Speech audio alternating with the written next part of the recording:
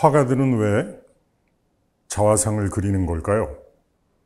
고흐는 왜 고통스러울수록 미친 듯이 자기 자신을 그렸고, 왜 카라바지오는 자기의 그림 속에 등장하는 인물에 자기 얼굴을 담아 놓았을까요?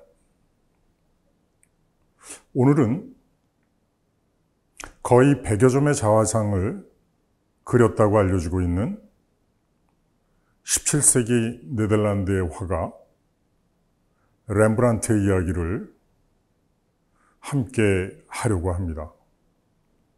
그도 역시 자기 인생의 어려운 시기에 더욱더 자화상에 매달렸었습니다.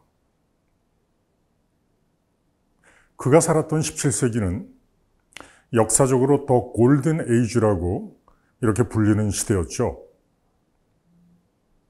네덜란드로 국가를 세우기 전에 홀란드라는 지방은 스페인의 식민 지배를 받고 있었습니다. 그런데 30년 전쟁을 통해서 네덜란드가 스페인으로부터 국가적으로 독립을 하게 되고요. 동시에 당시에 거세게 불었던 프로테스탄트 운동의 중심에 서면서 로마 카톨릭으로부터 독립해서 자기들의 종교를 세우게 된 거죠. 그래서 세계 최초로 당시의 홀란드의 사람들은 네덜란드라는 개신교 공화국을 수립하게 됩니다. 원래 이 지방에 있던 사람들은 이재에도 아주 밝고 장사수완도 뛰어나서 중개무역을 통해서 돈을 많이 벌던 사람들이었습니다. 그런데 스페인으로부터 그리고 로만 카톨릭으로부터 독립을 하고 나니까 더욱더 그런 면에서 무역과 상업을 통해서 그리고 식민지 정책을 통해서 더욱더 부를 축적하게 된 거죠. 그래서 이 시대를 더 골든 에이지라고 이렇게 부르는데요. 이 시대를 역사적으로 또 다르게 지칭하는 용어가 있었으니 그게 바로 렘브란트의 시대라고 이렇게 부르기도 한다는 것입니다. 부가 많이 쌓이니까 자연스럽게 새로운 부르주아 계급들이 형성되게 되는 것이죠. 즉, 그런 상업이나 무역을 통해서 돈을 번 사람들이 과거 시대의 귀족의 신분을 대체하기 시작했던 것입니다. 그런 시대에 화가들은 바로 그들에 의해서 그림을 의뢰받으면서 생활을 해나갈 수가 있었는데요. 이 시기에 렘브란트는 암스테르담에서 가장 유명세를 치르는 초상화가로 이름을 날리게 됩니다. 바로 이런 그림들이죠. 이게 바로 고흐가 그렸던 좌상이죠. 다들 아시지만 또 이게 아까 말씀드린 카라바지오가 다윗과 골리앗이라는 그림에 골리앗의 얼굴에, 목 잘린 골리앗의 얼굴에 자기 얼굴을 그려놓은 이렇게 화가들이 자기 자신을 응시하는 그런 그림들을 그렸던 것이죠. 렘브란트가 그렸던 당시에 한 부르주아 계급의 남성을 이렇게 그렸던 것입니다. 전통적인 귀족의 복식은 아니지만 뭔가 품격이 있고 우아한, 그리고 뭔가 지적이고 아주 정서적으로 안정되어 있는 그런 모습으로 이들의 그림을 그려주었습니다. 특히 저 목둘레의 흰색 컬러 장식이 아주 눈에 띄는 이 당시의 복식이었습니다. 그 당시에 많은 신흥 부르주아들은 이런 그림을 그려서 부부의 그림이죠. 이 부부를 이렇게 그려서 거실에 걸어둔다거나 나란히, 아니면 침실에 나란히 걸어두는 것이 유행이었습니다. 이때 바로 렘브란트가 그런 초상화가를 그리는데 가장 유명했고 정신없이 그림을 그리면서 소위 렘브란트 스스로도 부를 일궈 나갔던 것이죠. 렘브란트는 이렇게 쌓은 그 재산으로 건물을 사들이게 되는데요. 지금 바로 네덜란드 암스테르담에서 렘브란트 하우스라고 운영되고 있는 이 5층짜리 집이 바로 그 당시에 렘브란트가 번 돈으로 구입했던 건물입니다. 이 건물을 살림집으로도 쓰고 자기의 아틀리에로 그렇게 썼던 것입니다. 그럴 정도로 렘브란트는 소위 잘 나가는 화가였습니다. 심지어 렘브란트는 이 수집에도 일가견이 있어서 그림에 등장하는 소품들을 구하려고 수많은 잡동사니들을 사 모으기 시작했고요.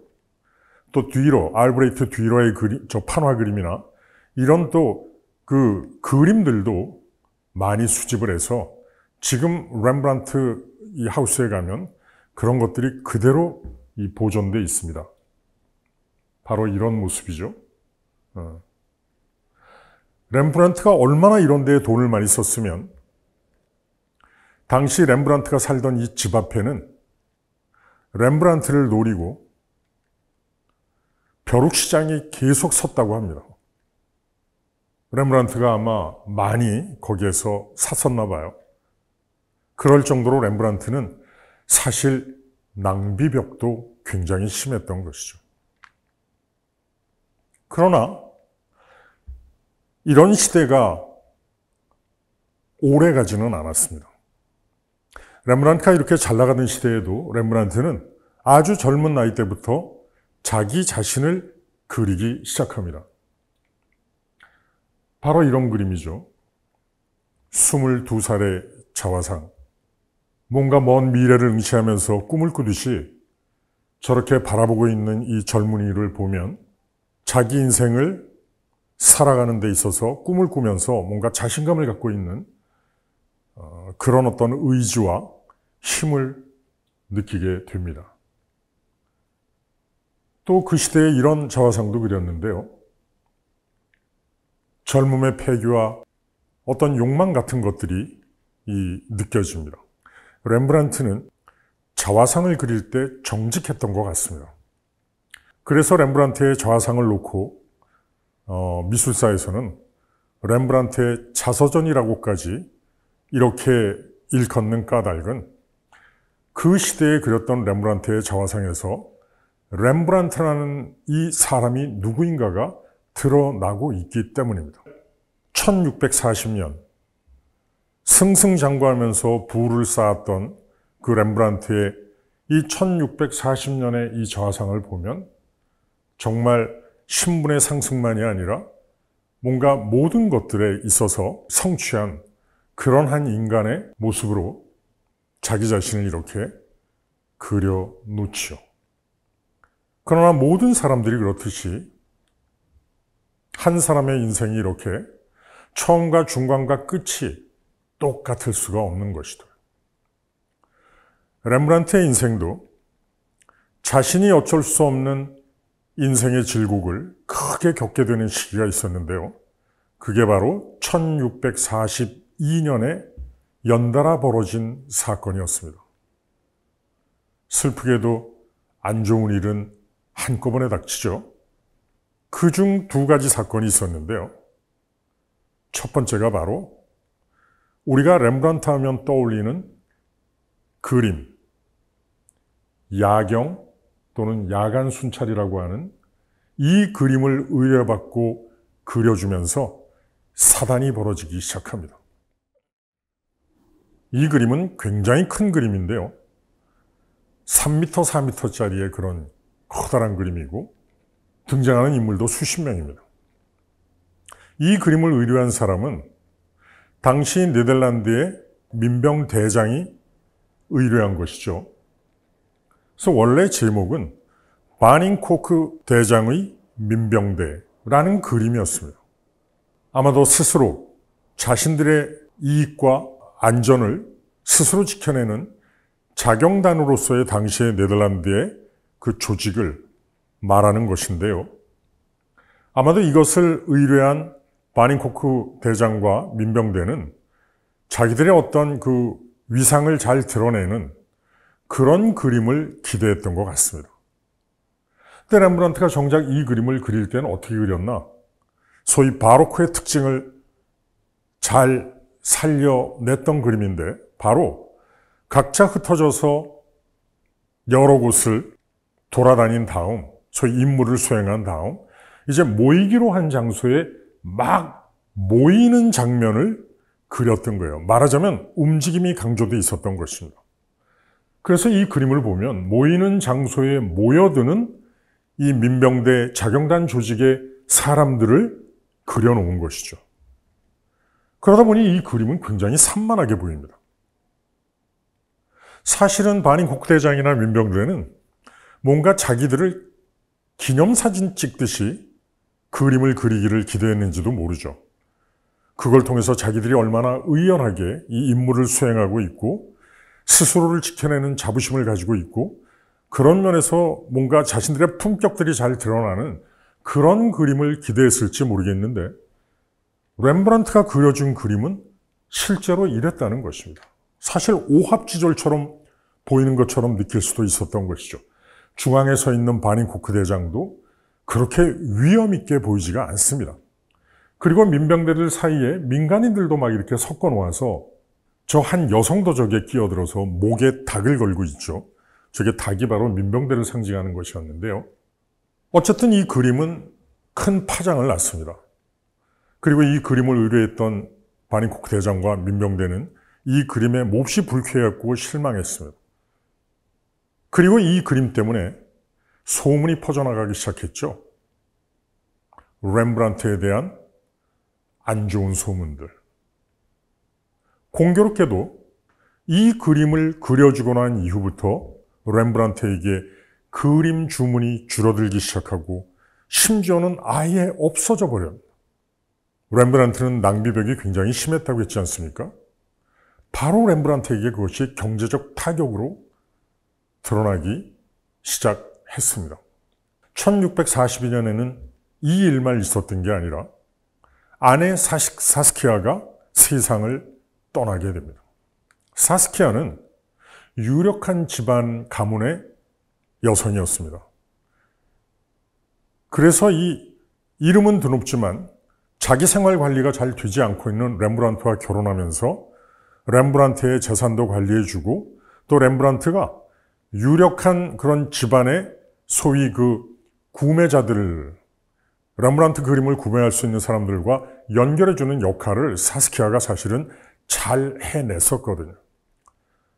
그런데 이 해에 아내 사스키아가 세상을 떠나게 되니까 렘브란트는 졸지의 모든 것을 혼자 다 감당해야 되는 그런 상황에 놓이게 된 거죠. 특히 아이를 키워야 됐었는데요. 그래서 렘브란트는 유모를 들이게 됩니다. 그리고 유모와 살게 되죠. 그리고 유모로부터 딸이 또 태어나게 됩니다. 당시의 네덜란드는 개신교 공화국이라고 그랬잖아요. 뭔가 도덕적 가치를 굉장히 중요시했던 사회였습니다. 그래서 유모와 사는 렘브란트는 당시 네덜란드 사회에서 엄청난 비난을 또 받게 된 것이죠. 이렇게 사회적으로 소외되고 경제적으로 파탄지경에 이르고 또 가정적으로 고립되는 이런 상황 속에서 렘브란트는 어떻게 했을까요? 사실은 그 유모도 딸을 낳고 나서 사망하고요. 첫째였던 아들도 나중에 세상을 떠납니다. 정말 이럴 수가 있을까 싶을 정도로 렘브란트는 절체절명의 그 상황에 놓이게 됐던 것이죠. 아마도 경제적으로 어려워지면서 렘브란트가 다시 일어나려면 당대의 사람들이 좋아했던, 소위 부르주아 계급들이 좋아했던 초상화를 다시 그리면 됐었을 겁니다. 놀랍게도 렘브란트는 그 시대와 타협하지 않았습니다. 렘브란트는 어떻게 했을까요? 자화상을 더 열심히 그립니다. 심지어 당시에는 팔리지도 않는 가톨릭 전통 속에 있는 성화를 그려갑니다.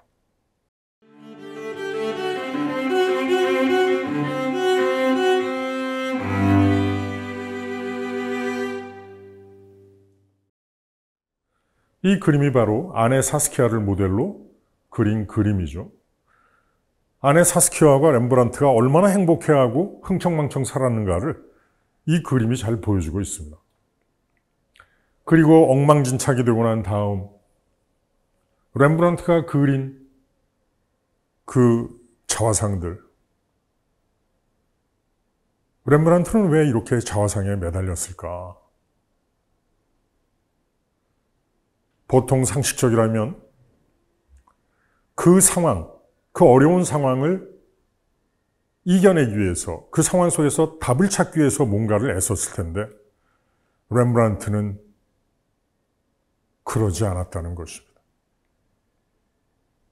그리고 그런 상황 속에 놓여있는 자기 자신을 응시하기 시작한 거죠. 렘브란트는 답을 구한 게 아니라 질문을 하기 시작한 것이죠. 한때 그렇게 잘 나갔는데 나는 왜 이렇게 된 것인가?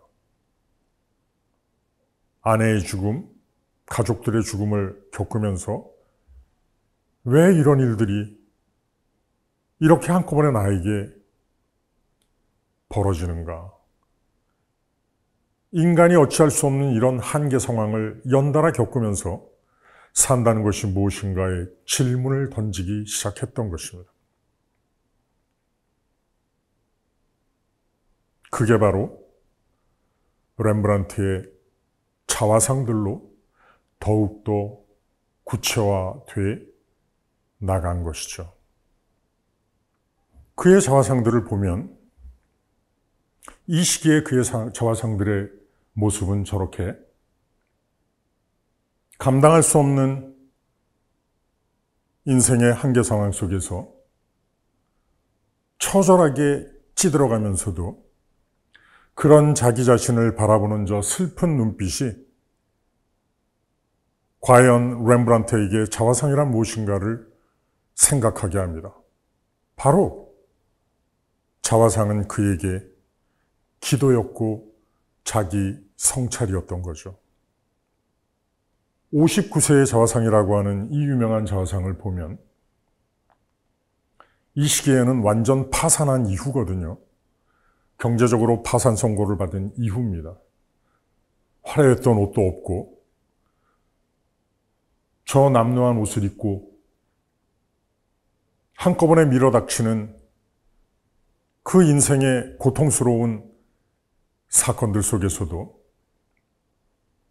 자신을 응시하는 저 눈이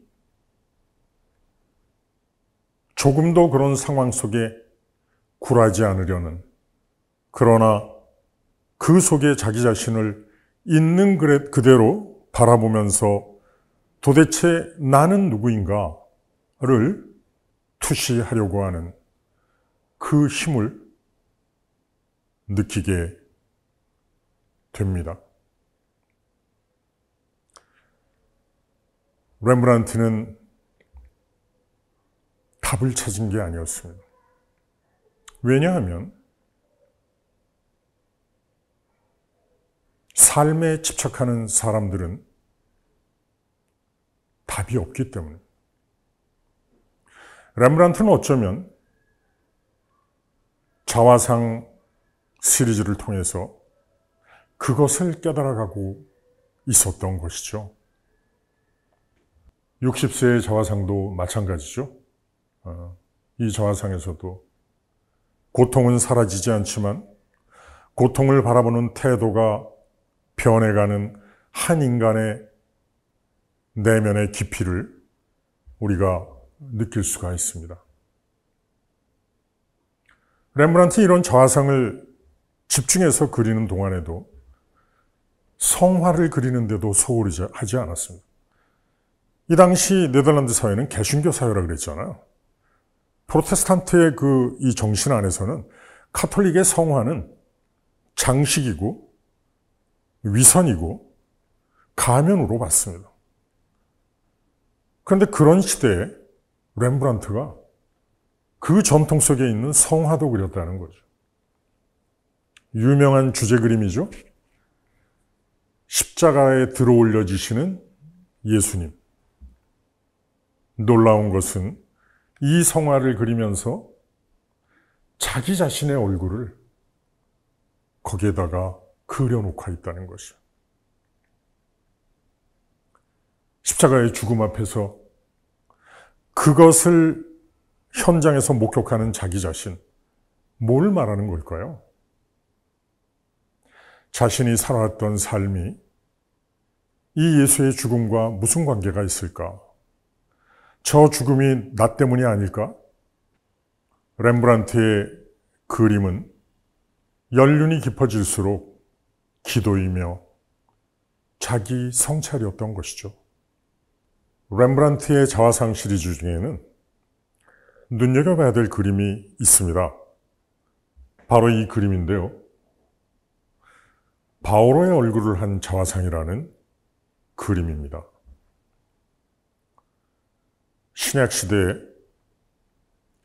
예수와는 일면식도 없던 바오로가 예수를 따르는 그리스도교인들을 잡으러 다마스커스로 가는 길에 예수님 부활하신 모습을 만나게 되죠.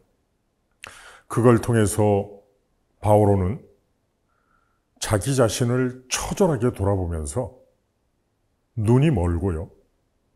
그리고 나서 사흘 후에 눈이 열리며 새로운 나로 살아가는 그런 삶의 급진적인 계기를 이뤘던 사람입니다. 다시 말하면 어둠 속에 있던 한 인간이 근본적인 회심을 통해서 참된 삶으로 나아가는 그 인생의 여정을 살아갔던 사람이죠. 렘브란트는 왜 바오로의 얼굴을 한 자화상을 그렸을까요? 자화상을 그리면서 자신을 깊게 응시하면서 젊은 날 그렇게 패기만만하게 모든 것을 이룰 수 있다는 욕망 속에서 살아갔던 자기 자신을 1942년부터 시작된 그 사건들로부터 근본적으로 그런 자기 자신을 돌아보고 진심으로 회심하면서 이제 있는 그대로의 자기 자신에서부터 다시 시작하고 나아가려는, 다시 말하면 바오로처럼 어둠 속에 내가 근본적인 회심을 통해서 그런 모든 것들을 내려놓고 새로운 나를 꿈꾸어 갔던 그 렘브란트를 그리고 싶었던 것이죠. 그래서 이런 그림이 그려졌던 것입니다. 렘브란트의 자화상은 나에게 말을 겁니다. 너는 어떤가? 너는 어떻게 살아왔는가? 너의 인생에서 너는 어떠한 한계 상황들을 겪어왔는가? 그 속에서 너는 답을 찾고 있는가? 아니, 답을 찾았는가? 우리는 인생에서 답을 찾고 있지만 내 계획 속에는, 내 욕망 속에는 답이 없다는 것입니다. 렘브란트가 인생의 거의 마지막에 그렸던 이 그림을 보죠. 여러분들은 이 그림에서 뭐가 보이십니까?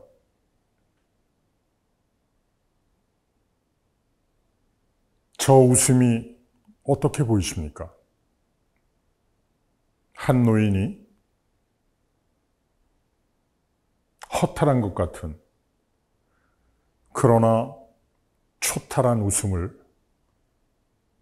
짓고 있습니다. 렘브란트는 이 그림을 그리고 다음 해에 세상을 떠났는데요. 이 그림을 자세히 보시면 저 노인 렘브란트 앞에 한 인물이 서 있습니다. 검은 어둠 속에 얼굴만 빼끔 드러난 저인은 누구일까요? 마치 저승사자처럼 렘브란트에게 다가오는 죽음의 형상 같은 것이었습니다. 렘브란트는 인생의 마지막 순간에 서서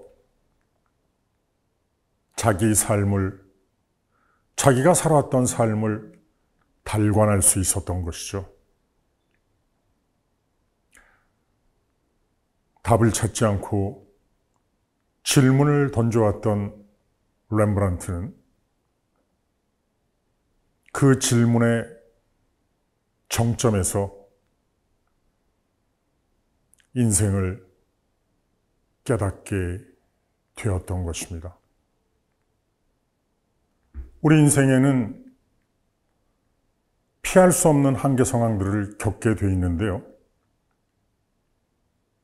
죽음이란 그 한계 상황의 절정이죠.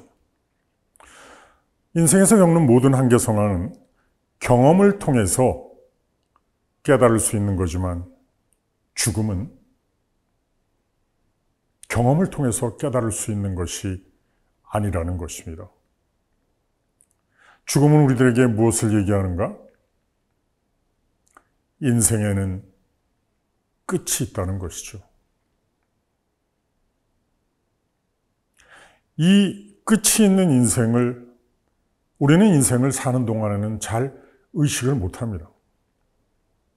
렘브란트의 젊은 시절 그렇게 패기만만하고 야망에 넘치던 그 젊은이가 승승장구하고 살았지만 자기의 힘으로 어쩔 수 없는 인생의 파도를 만나면서 속절없이 추락해간 자기의 삶을 어떻게 설명할 수 있을까? 그 한계 상황 앞에서 인간은 어떠한 것도 답을 찾기가 힘든 것이죠. 죽음이란 삶을 다 살고 나서 우리들이 마주하는 것이 아니라 사실은 삶의 순간순간 죽음을 의식하고 살 수 있다면 유명한 얘기가 있죠. 메멘토 모리. 사는 동안 죽음을 기억한다면 우리 삶이 좀 더 겸손해지고 좀 더 욕망을 내려놓고 좀 더 나만 생각하지 않고 살 수 있게 되겠죠. 여러분들은 한계 상황을 겪으실 때 어떠셨습니까? 분노하셨습니까? 좌절하셨습니까? 아니면 될 대로 되라 그러고 살아가셨습니까? 우리가 인생에서 겪는 그 한계 상황이란 어쩌면 마지막 순간에 겪을 수밖에 없는 죽음을 삶 속에서 미리 겪는 것일지도 모릅니다. 그 한계 상황들을 통해서 우리가 있는 그대로 그것을 직시하고 그 속의 나를 있는 그대로 정직하게 볼 수 있다면 삶은 죽음을 맞기 전에 좀 더 지혜로워질 것입니다. 렘브란트는 그 한계 상황 속에서 자기 밖에서 원인을 찾지 않았습니다. 자기를 비난하는 당시의 암스테르담, 그림을 사주지 않는 사람들에 대한 원망, 왜 내 아내는 먼저 세상을 떠났을까? 자기 밖에서 찾지 않았습니다. 철저하게 자기 안에서 찾았던 것이죠. 그리고 바오로처럼 회심할 수 있었던 것입니다. 이런 이야기가 있습니다. 어떤 사람이 집 열쇠를 잃어버렸습니다. 그리고는 열쇠가 어디 있나를 계속 집 밖에서 찾았습니다. 왜냐하면 집 안은 어두웠기 때문이죠. 집 밖이 밝기 때문에 잘 보이니까 집 밖에서만 열쇠를 찾고 있었던 것이죠. 우리 인생의 모든 열쇠는 자기 자신 안에 있습니다. 렘브란트는 자화상을 그리면서 자기 안에서 인생의 열쇠를 찾아갔던 사람이죠. 어떠십니까?